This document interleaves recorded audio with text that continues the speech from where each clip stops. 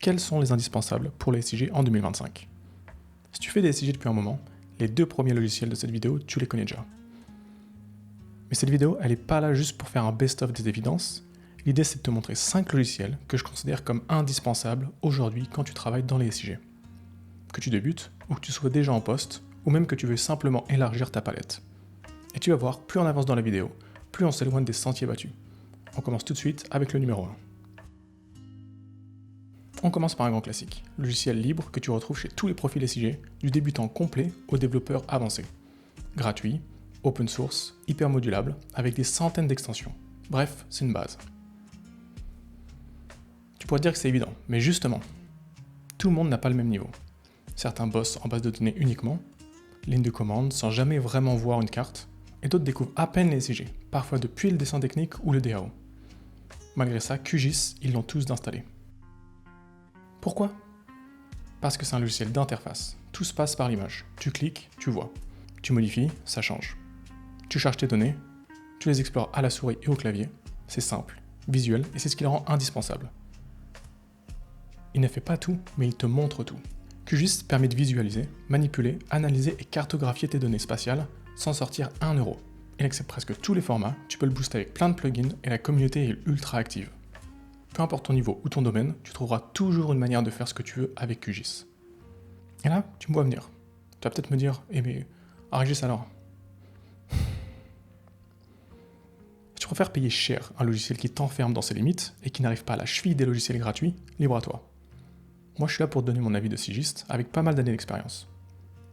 Mais si tu veux un outil libre, ouvert, évolutif, QGIS est un choix solide. Et pour aller encore plus loin, je te conseille de cocher l'option GRASS.js à l'installation. GRASS, c'est un moteur d'analyse spatiale puissant qui se marie très bien avec QGIS. Tu le lances depuis l'interface et tu accèdes à des traitements avancés, parfait pour des projets complexes. Bref, logiciel numéro 1, QGIS, supplément GRASS. Alors on continue avec un classique, AutoCAD. C'est un peu l'indétrônable quand on parle de gestion de plan. Si tu veux bosser avec des fichiers en DXF, WG ou DGN, c'est le logiciel qui va te sauver la mise. Honnêtement, on va pas se mentir, ces formats ils sont assez archaïques. Pourquoi continuer à se farcir des formats vieux comme le monde quand on a des technologies bien plus modernes? Pourtant tu vas encore croiser des entreprises coincées dans ces formats qui refusent de passer des solutions plus récentes. Et AutoCAD, c'est un peu la porte d'entrée vers les SIG. Et qu'on soit d'accord, la porte d'entrée c'est tout aussi important que le reste. Tu peux y importer tes données, les nettoyer, retirer les calques inutiles, modifier des géométries, et organiser tout ça. Et quand tu as terminé, tu peux tout convertir pour l'utiliser dans ton SIG, via QGIS ou FME. Il existe d'autres logiciels pour ouvrir ces formats, certes, mais AutoCAD reste le plus complet. Ce qui fait sa force, c'est sa polyvalence. Bien sûr, c'est pas seulement pour les SIG. Si tu veux t'aventurer dans la 3D, le BIM ou d'autres domaines, AutoCAD a tout ce qu'il faut pour ça. Mais bon, c'est pas le sujet ici, on parle de SIG, donc on s'arrête là. En résumé, AutoCAD c'est l'incontournable, si tu veux gérer l'héritage de tes données DXF, DWG et DGN. C'est un peu le dernier bastion d'un monde qui disparaît. FME, c'est un modeleur de traitement. Concrètement, c'est un outil qui te permet de construire des chaînes de traitement, comme des briques de Lego, sans coder. Tu prends une donnée, tu lui fais subir des transformations, tu l'exportes dans un autre format, et tout ça de manière visuelle, avec des boîtes et des flèches. En anglais, on appelle ça un model builder. Et c'est souvent le nom qu'on utilise au quotidien.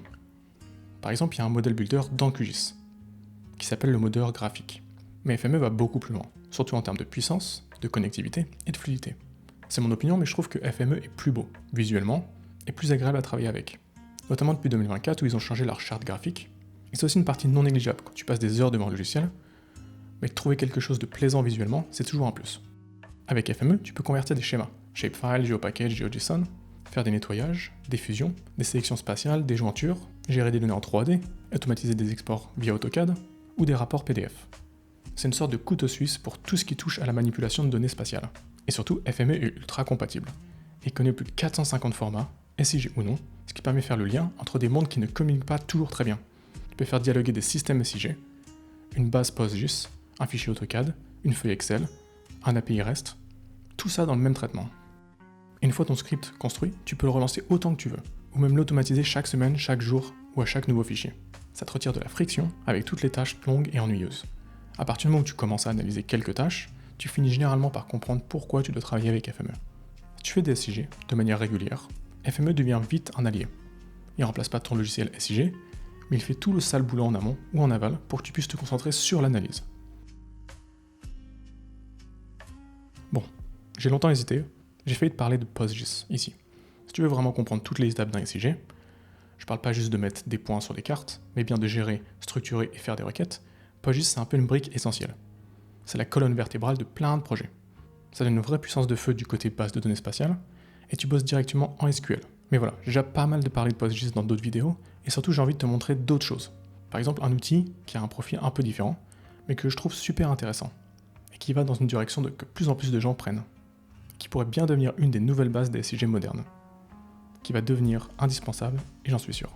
Alors à la place de PostGIS, on va parler de Carto. Carto c'est un logiciel qui ressemble pas aux autres, et c'est ça la bonne raison d'en parler. On n'est pas sur un SIG traditionnel, avec des menus à rallonge, avec une interface Windows 98.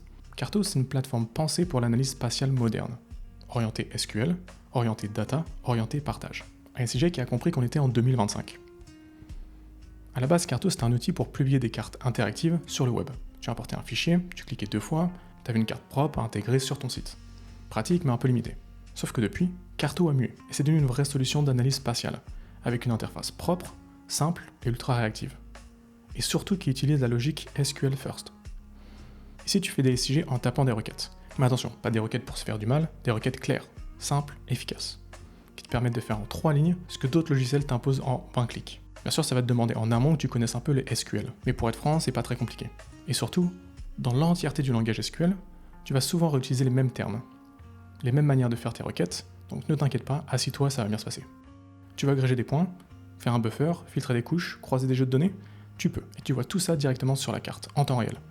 Pas de traitement caché, pas de bouton OK sans savoir ce qu'il fait, tout est lisible, transparent, logique. Et tu bosses avec une base de données de ton choix. Tu tires parti de leur puissance et Carto te sert l'affichage sur un plateau. Et c'est ce que j'adore avec Carto. Il prend le meilleur des SIG, les couches, les projections, les traitements géographiques, et il les mélange avec le meilleur des outils de data analyse. Et le résultat, c'est un outil qui te permet de passer des données brutes à une carte interactive, compréhensible et partageable, en quelques minutes. Et franchement, quand tu as goûté à ça, c'est dur de revenir à des outils plus lourds. Un autre avantage qui n'est pas présent avec les autres logiciels, dont on a parlé avant, mais Carto est une plateforme de cloud native.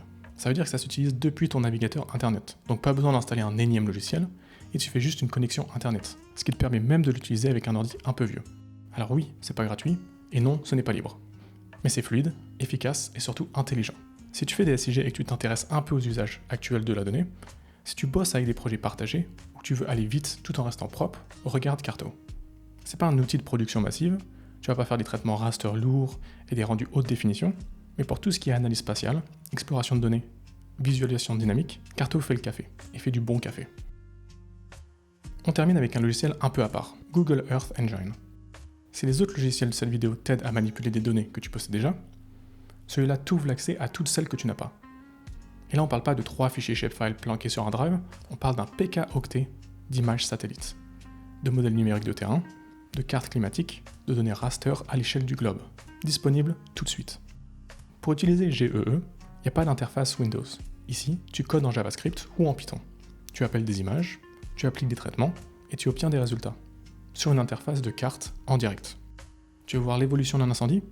Analyser la fonte des glaciers ou comparer des images raster et optiques? Tu peux, en quelques clics. Et ce qui est dingue, c'est que tu ne télécharges rien. Tout est traité en quelques secondes dans les serveurs de Google. Pas besoin d'un ordinateur de guerre. Comme pour Carto, tout est fait depuis ton navigateur. Tu demandes, tu obtiens. Tu peux exporter ce que tu veux, images, tableaux, graphiques ou cartes dynamiques. Évidemment, c'est un indispensable qui est un peu plus dur que les autres à maîtriser. Parce que GE, c'est du code. Et ça te demande un peu de travail en amont. Mais là encore, pas besoin d'être développeur. Les scripts se réutilisent et c'est souvent les mêmes fonctions qu'on va taper. Et il y a une communauté très active pour t'aider lorsque tu es bloqué. C'est le plus niche des indispensables car il ne répond pas à tous les besoins d'une entreprise. Mais si tu veux aller plus loin dans les SIG, si tu te demandes comment améliorer tes connaissances dans un domaine, ajouter une ligne à ton CV, c'est vers Google Earth Engine que tu dois te tourner. Il ne fait pas tout, mais ce qu'il fait, personne d'autre ne le fait aussi bien. Et pour moi, il mérite sa place dans cette vidéo. Bon, évidemment, il existe plein d'autres logiciels SIG. Cette vidéo, c'est ma sélection à un instant T. C'est pas un classement objectif gravé dans le marbre, et surtout, ça dépend beaucoup de ce que tu fais en SIG. Un outil peut être génial pour une situation et complètement inutile dans une autre. Il y a des outils que j'ai volontairement mis de côté, par exemple MapInfo, qui reste solide dans certains secteurs, des projets plus récents comme Atlas.co ou Felt, qui bougent vite et qu'on va bientôt revoir, et d'autres plus orientés infographie, comme Scriblemap, que j'utiliserai pas pour de l'analyse, mais qui reste intéressant. Bref, les outils évoluent, les usages aussi, et ton retour m'intéresse. Si toi t'as un logiciel que tu trouves indispensable et que j'ai pas cité ici, dis-le en commentaire. Je suis vraiment curieux de voir ce qui tourne chez toi.